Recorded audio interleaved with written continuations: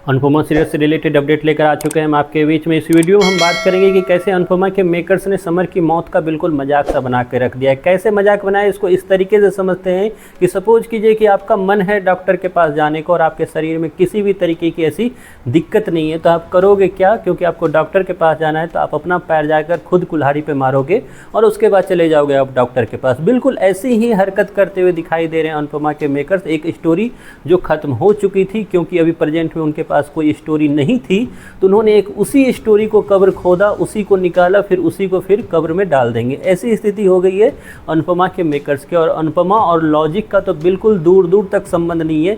इसको इस वीडियो हम लोग डिटेल से थोड़ी सी बात कर लेते हैं, क्योंकि क्यों मैं कह रहा हूँ कि अनुपमा सीरियल और लॉजिक दूर दूर तक एक दूसरे से वास्ता नहीं रखते। इसको ऐसे समझते हैं, समर की जब मौत हुई थी उस वक्त की स्थिति और करंट की स्थिति में अगर आपको देखोगे तो कई सारे बदलाव आपको दिखाई देंगे। लेकिन अनुपमा के इस सीरियल में अगर आप एपिसोड देखोगे तो ऐसा लगेगा कि समर की मौत अभी 2 दिन पहले हुई थी। जब समर की मौत हुई थी तो उसके बाद आखिरकार हुआ क्या, इस पे एक बार नज़र मैं डालना चाहता हूँ। समर की मौत जैसे हुई उसके बाद सबसे पहले अगर देखा गया तो सबसे पहले अनुज को ब्लेम किया गया था।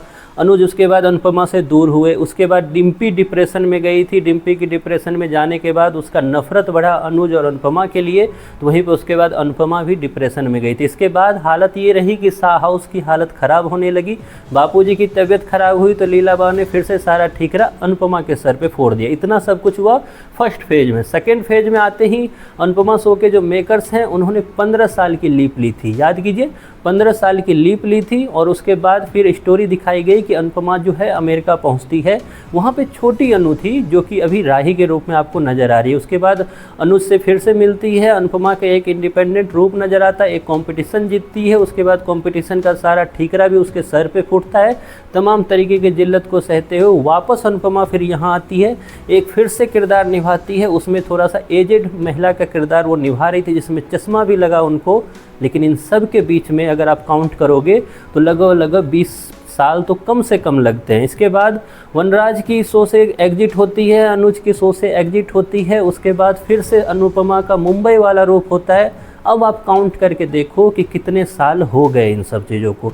लगभग अगर मैं सही हूँ तो 20 से 25 साल कम से कम लगा लेते हैं। वहीं पे दूसरी तरफ अगर मैं देखूँ तो सोनू राठौर को क्योंकि उम्र कैद की सज़ा हुई थी, तो डायरेक्ट आप इस चीज़ को ऐसे काउंट कर सकते हैं कि उम्र कैद की सज़ा जो होती है 15 से 20 साल की होती है। और रिसेंट में अनुपमा को सुना गया कि अनुपमा ने देविका से जब पूछा तो देविका ने बताया 3 महीने पहले वो निकला था उससे। 3 महीने पहले मतलब एक तरह से देख लेते हैं तो 19 साल, मान लेते हैं 19 साल। लेकिन जब अनुपमा शो में अनुज को मारने के चक्कर में जब समर आगे आया था तो उस वक्त सोनू राठौड़ की उम्र कितनी थी? देखने से तो 22 से 25 साल का लग ही रहा था। 22 से 25 साल अगर तभी था, 20 साल और ऐड कर लो तो कम से कम 48 साल तो लगेंगे ना। कम से कम 48 नहीं 45 ही जोड़ लो। क्या 45 का भी लग रहा है अनुज राठौड़ या सोनू राठौड़? सोनू राठौड़ आपको 25 साल का या 30 साल का लग रहा है उसमें। मतलब सो इतना बीत गया, लेकिन अगर कुछ नहीं बदला तो वो अनुपमा की एज, कुछ नहीं बदला तो वो सोनू राठौड़ की एज, बाकी सब बदल गए शो में। इसलिए कहते हैं अनुपमा शो में क्योंकि स्टोरी की कमी हो गई है, लेकिन स्टोरी दिखाना है क्योंकि टीआरपी की लालच है। शो को बंद कर देंगे तो जेब कैसे चलेगा, ये सब कुछ सोचना है मेकर्स को। तो कुछ भी दिखाओ लेकिन शो को उस प्राइम टाइम जो है उससे हटने मत दो। ये लालच के चक्कर में ऑडियंस को कुछ ना कुछ दिखाना मेकर्स की एक तरह से मजबूरी है।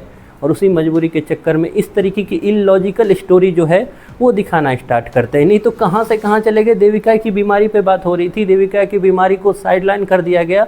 अब समर की मौत की बात हो, समर भी गायब हो गया और अनुपमा, प्रकाश भाऊ और एक तरह से सोनू के बीच में चल रही है लड़ाई। तो ये सब कुछ आपको दिखाई दे रहा है इलॉजिकल स्टोरी, जिसका दूर दूर तक किसी से भी लॉजिक का वास्ता है ही नहीं। खैर, आपका क्या कहना है इस पे? आपकी जो भी राय है ज़रूर कमेंट बॉक्स में बताइए कि अनुपमा और लॉजिक का कितना वास्ता है। और आपको